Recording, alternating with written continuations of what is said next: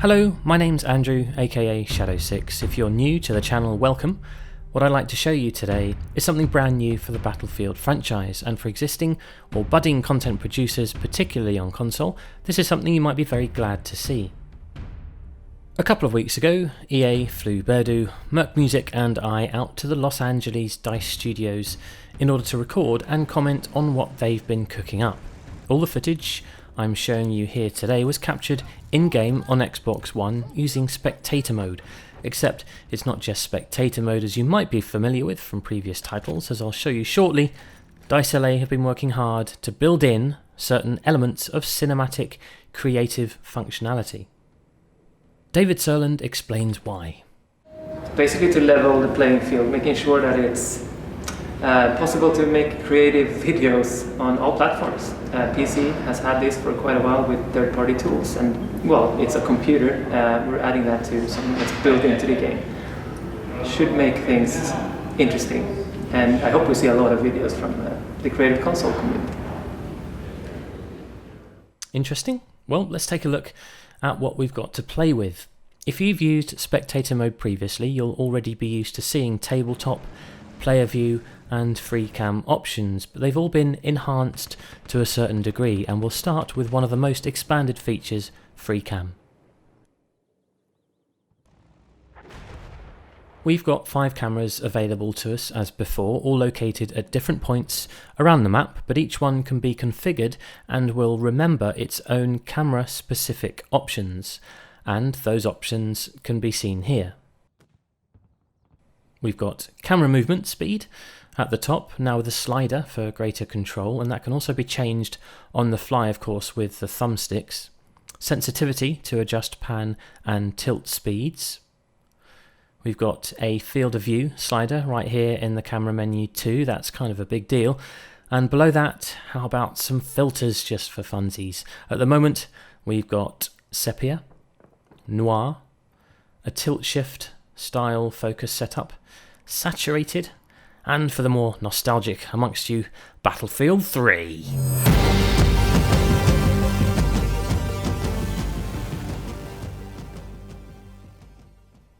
What's nice about this feature is that you can also adjust the opacity of these filters. So for example, if we want to create something slightly less saturated with maybe just a touch more contrast to make things a bit more filmic, we could apply the noir filter and find something we like, something around 30% maybe.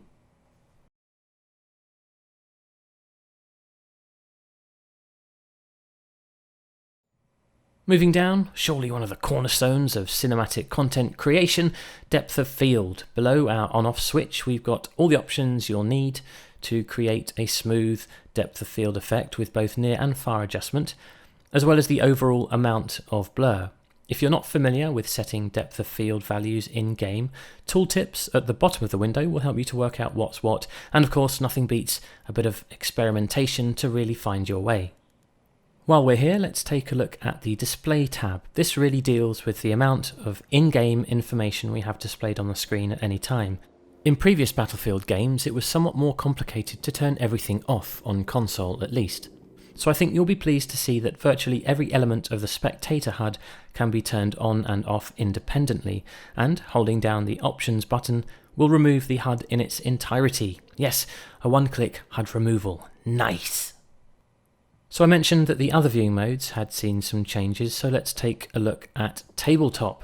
What's immediately noticeable, apart from the fact that you can disable the HUD here also, is that it's now a movable top-down camera. This is obviously principally designed for basic spectating and casting, but it does also present some interesting cinematic prospects depending on the map maybe. The white line around the edge obviously marking out the out of bounds areas. Last but by no means least, player view allows us to view both first-person gameplay with or without various HUD overlays, again principally for casting, a third-person perspective, and a new director mode. Director mode is essentially a third-person movable camera that remains fixed to the player selected both on foot and in vehicles. Always moving with the player, we can adjust the camera around the player in 360 degrees, as well as changing the height and distance from them. Looking in the camera options, we can also change how the camera moves relative to the unit we're spectating, and we have the same options that can be changed independently for each different type of unit: infantry, land and sea, and of course, aircraft.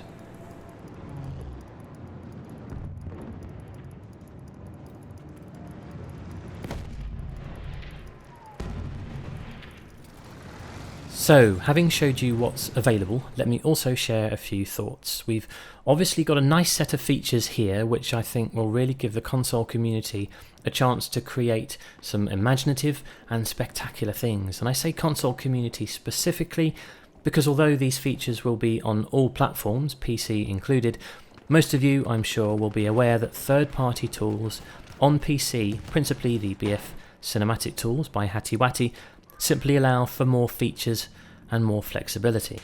But that takes nothing away from the effort and thought that's gone into bringing creative tools to a wider audience, and let's be honest, the more content we produce, the better it is for Battlefield as a whole.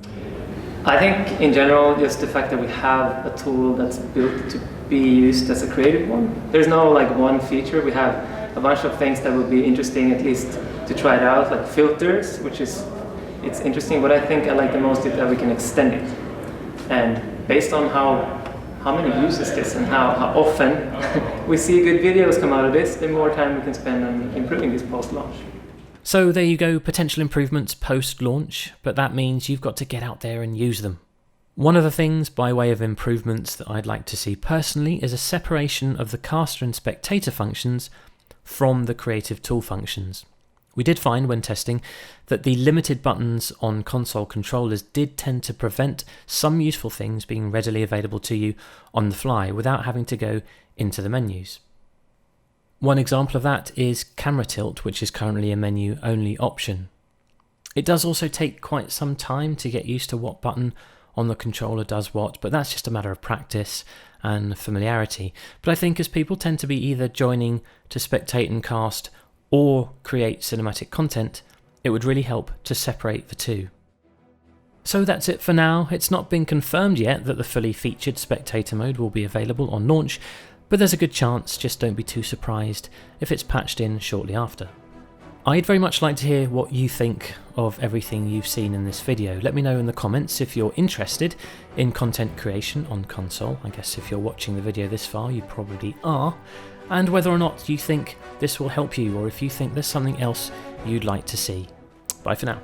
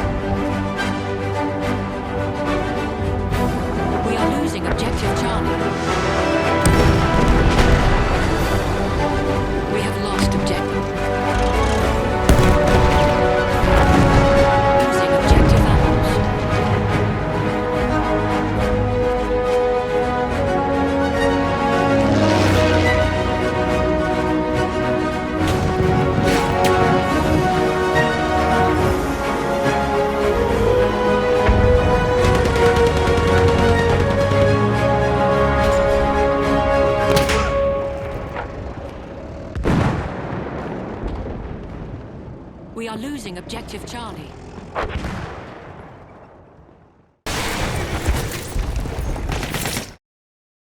Okay, and action on the dangle. That's nice. That's good dangling. That's good dangling. Just wriggle around a little bit there for me, Nigel.